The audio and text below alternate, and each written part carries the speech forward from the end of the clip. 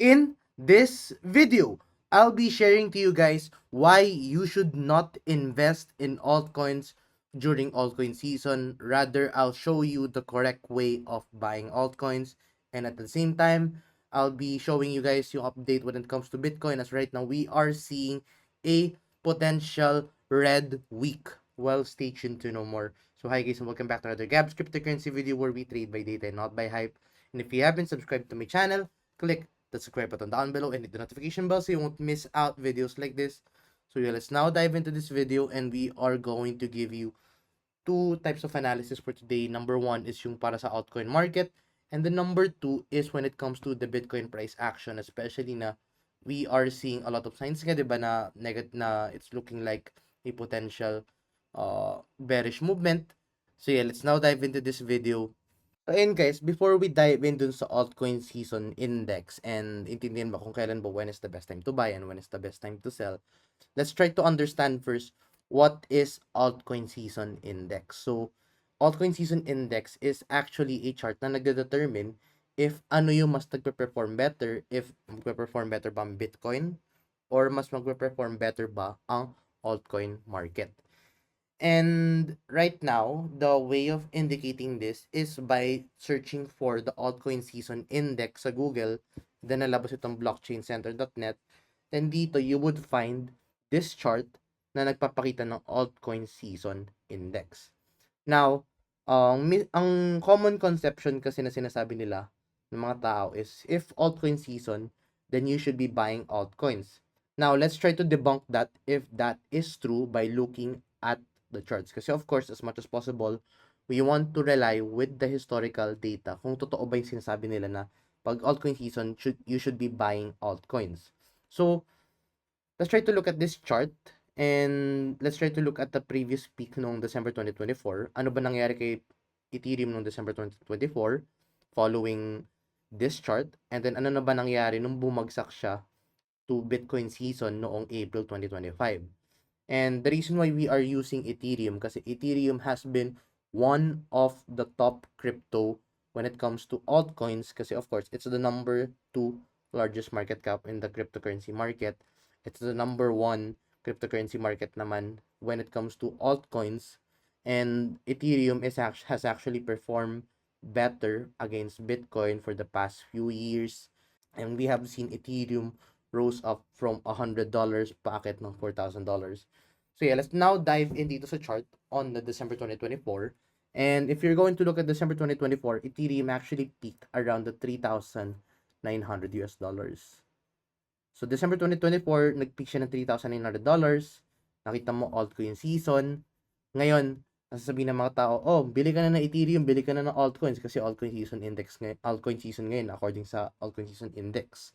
But if you're going to look at this chart, you would find na after that period, hindi naman umakit si Ethereum. Anong nangyari is lalo siyang bumagsak. In fact, we saw a drop kay Ethereum for at least negative 64%. So, ang laki ng binagsak ni Ethereum after that, especially nung pumasok siya ng Bitcoin season. With this one, it's April 2025, and April 2025 dito is actually the peak of the Bitcoin season. So that has actually shown us na it's not a good time to buy. It's actually one of the worst time to buy altcoins during an altcoin season. Now, is that always the case? Well, let's try to look back further sa previous altcoin season. And then the last time na we saw an altcoin season was January 2024 and March 2024. Now, let's try to look at the chart again. Ano ba nangyari nun kay Ethereum? Let's try to move back. January 2024, we saw Ethereum peak at $2,600. But take a look at this, guys. After hitting the altcoin season index, tingnan nyo to. Marami din, guys, nag-sell kaagad ng Ethereum during that time. And during that time, nung bumagsak si Ethereum after the altcoin season index, we saw a negative 20% na drop dito sa altcoin market, especially kay Ethereum. Now, as you can see, bumagsak siya around February, but take a look at this. Nung bumagsak yung altcoin season index ng February, you would find that we are somewhat at the 50-50 area. It's either may potential siya na bumalik sa altcoin season index or Bitcoin season na market. But you can see during this 50-50 move, 50-50 period, we saw the altcoin season go back to the altcoin season market. So, ano ba nangyari noong March 2024? So, if you're going to look at the chart again, March 2024, ang nangyari noong March 2024, we saw Ethereum went back up ng 77%. So, as you can see guys, if you are going to look at the chart alone, hindi actually best time to buy any altcoins during altcoin season. Actually, it's time for you to sell if it's an altcoin season. And then, take a look at this. We saw a peak nga nun, ulit, nag-peak siya ulit around March 2024. And then after that March 2024, tingnan nyo to, ano nangyari guys. After March 2024, we saw Ethereum go down at least negative 30% dito. And ayun guys, it's actually an indicator na nga dito na nagsasabi na if it's an altcoin season, that's actually a time for you to sell your altcoins.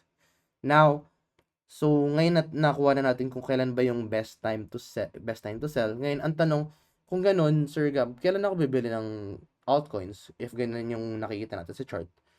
So, good question. So, based dun sa data na nakikita natin, according dito, based dun sa huling pinakita natin dito ng 2023, ang starting point or one of the potential entry na you can enter dito is actually nung nag 50-50 na tayo dito sa altcoin season index, which was no February 2024.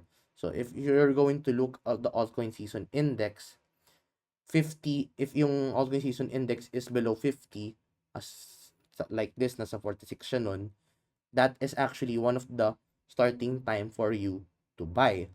Now the question is that the best time to buy? Well, if you're going to look at this chart, yung kay Ethereum, let's go to Ethereum chart. Ito. If bumili ka nun during that time, of course, you can get a lot of potential gains dyan kay Ethereum. We saw a 71% na pump. So, of course, nag-profit tayo dyan. But the question is, hindi yan, if yan ba yung best time to buy? Let's take a look at this other parts wherein noong bumagsak si altcoin season index to Bitcoin season, which is around between April to May, April to May 2025, ano ba nangyari kay Ethereum nung April to May 2025? You would find na Ethereum went down to its lowest area around the $1,500 to $1,700. And ayan guys, you can see na we saw a massive drop nga kay Ethereum after the altcoin season. But take a look at this guys. If you are going to buy during a Bitcoin season, you would find na ito yung potential, ito yung makukuha yung gains if you bought during that Bitcoin season. You would find na right now you have gained 184% as compared sa kanina na 76 to 78%. Dito, it's more than twice na pwede mo makuha if you are going to buy during the Bitcoin season. So, right now, it's pretty clear na if you are going to buy crypto when it comes to altcoins, it's actually good time for you to buy during, or actually, it's the best time for you to buy during Bitcoin season. But if gusto mo pa rin bumili ng altcoins tapos hindi pa naman Bitcoin season or hindi pa naman altcoin season, then the good time for you to buy is if yung altcoin season index is going down below 50. So, ayun guys. So quick summary lang din para magets natin lahat-lahat. If you want to buy altcoins, you have to check if it's below 50. If you want the best time to buy, it has to be during Bitcoin season. Then if gusto niyo na mag-sell na altcoins, it must be above 50 when it comes to altcoin season index, and the best time to sell your altcoins is pag pumatak na tayo above 75 sa altcoin season index. So that is the main thing na you have to understand about the altcoin season market. So ayun, yun yung mapapag-usapan natin when it comes to altcoins. Now, let's now dive in dito sa Bitcoin price action, especially kung ano ba nakikita nating update dito with the Bitcoin price action. So, on top of the on top of the weekly time frame na nakikita natin nga na bearish divergence, I actually want to show you this chart then, guys, which is the stochastic RSI. Because the stochastic RSI is actually a good indicator for determining if you are going to see a bullish movement for the next few weeks or a bearish movement. And in fact, in this chart, you would find na na every time na we are seeing a bearish cross nga dito sa stochastic RSI kay Bitcoin, we have been seeing Bitcoin going down sa following week na yan. And in fact, it's not actually weeks, it's actually, well, tama naman, weeks based dito kasi you can see na for the whole month of July, we saw Bitcoin going down from 120,000, bumagsak siya down to, tingnan natin yung ilan binagsak niya, from 120,000, bumagsak siya to 112,000, we saw a negative 7% drop. Then, nung sumunod na bearish cross, we saw Bitcoin go down from 123k, pabagsak ng 107k, which we saw a negative 12% dump. So, as you can see right now, we are seeing a bearish cross nga dito sa Bitcoin stochastic RSI. So right now, that is indicating that we might see a Bitcoin bearish movement for the next few weeks. So in that case, it's actually going to show somewhat na pagbagsak ni Bitcoin. And right now, ano ba yung mga target levels natin dito? So the first target level natin dito is the 107,000 US dollars. So 107k is actually a support area dito kay Bitcoin. So right now, if you're going to see a bearish movement to the downside following this daily time frame bearish cross, then 107k is the lowest area na we can monitor as of the time being. But there is also another thing na gusto ko ipakita, which is this trend na nangyari kay Bitcoin. So ever since nung nag-start tayo ng uptrend ni Bitcoin from April, we saw itong low, nagkaroon tayo ng higher low. We saw a higher low dito, then another higher low.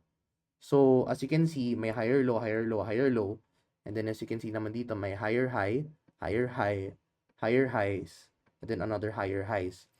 So yung past few trends, as you can see, yung lowest point ni Bitcoin is paakyat ng paakyat.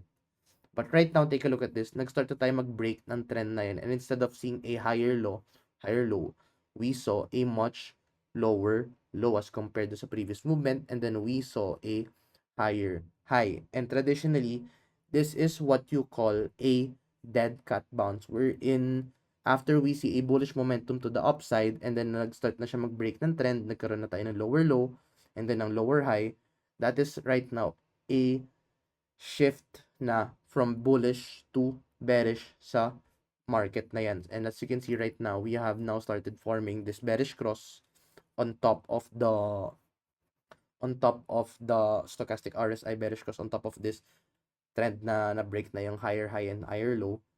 Right now, we are also seeing this bearish divergence then in the daily time frame. So right now, it's actually leading to a much further downside movement within the next few weeks kay Bitcoin. So right now, I'm expecting Bitcoin to somewhat go down between the 107 to the 110k area for the following weeks. So yeah, right now we are going to monitor closely dito, and then siguro I'll give you some update in sa next few videos if may makita ba tayong potential trades.